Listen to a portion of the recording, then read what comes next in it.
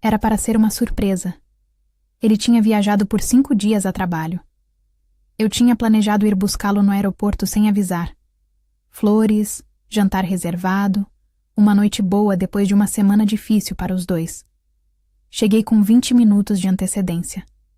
Fiquei no saguão de desembarque com as flores na mão, olhando para a porta automática a cada vez que abria. Quando ele apareceu, parei. Não estava sozinho. E o jeito que ele estava com aquela mulher? A proximidade, o sorriso, a forma como os dois estavam absortos numa conversa que não incluía mais ninguém, me disse em 3 segundos o que 5 dias de viagem não tinham me dito. Saí do aeroporto antes que ele me visse. Fui até o carro, sentei, coloquei as flores no banco de trás e fiquei pensando no jantar que tinha reservado. Meu nome é Priscila. Tenho 40 anos, sou farmacêutica e era casada com Caio há 8 anos. Caio viajava com frequência a trabalho, consultor de gestão, clientes em várias cidades, o tipo de rotina que exige presença constante fora de casa. Era uma realidade que eu tinha aceitado quando nos casamos e que, ao longo dos anos, tinha aprendido a navegar. Confiava nessa rotina porque confiava nele, ou porque escolhia não questionar o suficiente para descobrir que não devia. Naquela quinta-feira, fui ao aeroporto para fazer uma surpresa. A surpresa foi minha. No carro, enquanto esperava o tempo passar para que ele chegasse em casa sem saber que eu tinha estado no aeroporto, fiquei remontando os últimos meses. As viagens que tinham ficado mais frequentes. Os horários de retorno que às vezes mudavam em cima da hora. As noites em que ligava, e ele atendia num tom diferente. Mais baixo, mais rápido, como quem está num lugar onde não quer ser ouvido. Eu tinha guardado cada um desses detalhes numa gaveta mental e fechado. Não porque não percebia, mas porque abrir aquela gaveta ia me levar a um lugar que mudaria tudo. Naquela tarde, no estacionamento do aeroporto, a gaveta tinha se aberto sozinha.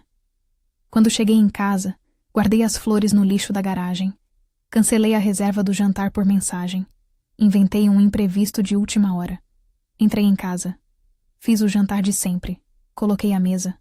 40 minutos depois, Caio chegou com a mala e o sorriso de quem volta de viagem.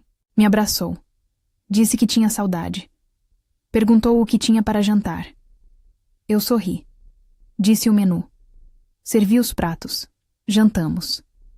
Depois do jantar, enquanto ele tomava banho, sentei na cama e abri o celular. Procurei o nome da empresa onde ele dizia que tinha cliente naquela cidade.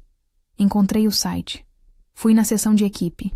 Levei uns 3 minutos vasculhando. O rosto que eu tinha visto no aeroporto apareceu numa das fotos da equipe. Não era cliente. Era colega. Guardei o nome. Fechei o celular. Quando Caio saiu do banho, eu estava lendo um livro. Perguntou se eu estava bem. Disse que estava ótima. Naquela noite fui dormir sabendo o que sabia, e ele não sabia que eu sabia. Nos 3 dias seguintes, fiz o que precisava ser feito. Liguei para minha advogada. Organizei documentos. Separei o que era meu do que era nosso em termos financeiros, com a frieza de quem está fazendo um inventário, não destruindo uma vida. Quando estava pronta, escolhi o momento. No domingo à tarde, com a casa tranquila, sentei com Caio na sala. Coloquei o celular na mesa com a foto do site da empresa aberta, o rosto da mulher que eu tinha visto no aeroporto. Ele olhou para a tela, levantou os olhos para mim. Não disse nada ainda. Então disse: quinta-feira eu fui te buscar no aeroporto. Queria fazer uma surpresa. Cheguei 20 minutos antes. Fiquei no saguão esperando com flores. Caio ficou muito quieto. Vi você saindo com ela. Antes que você me visse, fui embora. Silêncio longo. Cancelei o jantar que tinha reservado. Joguei as flores fora na garagem. Fiz o jantar de sempre. E quando você chegou em casa dizendo que tinha saudade, eu sorri e servi os pratos. A expressão no rosto de Caio era de alguém que percebe, tarde demais, o tamanho do que estava na frente dele sem saber. Quando tentou falar, levantei a mão. Não precisa explicar quem ela é. Já sei. O que eu quero saber é há quanto tempo. A resposta demorou. Quando veio, o número era maior do que eu esperava. Disse apenas: Obrigada por ser honesto agora. Me levantei. Fui para o quarto. Fechei a porta. Caio foi embora naquela semana. A separação foi conduzida pelos advogados, sem exposição, sem guerra pública. Minha irmã, quando contei a história das flores jogadas fora na garagem, ficou em silêncio por um momento. Depois disse: Você conseguiu jantar normalmente depois disso? Disse que sim. Que tinha sido um dos jantares mais difíceis da minha vida, mas que tinha conseguido, porque eu sabia que precisava de tempo para me preparar. E aquele jantar era o começo desse tempo. O que fica dessa história é aquela cena no saguão do aeroporto. Eu com as flores na mão, planejando uma surpresa.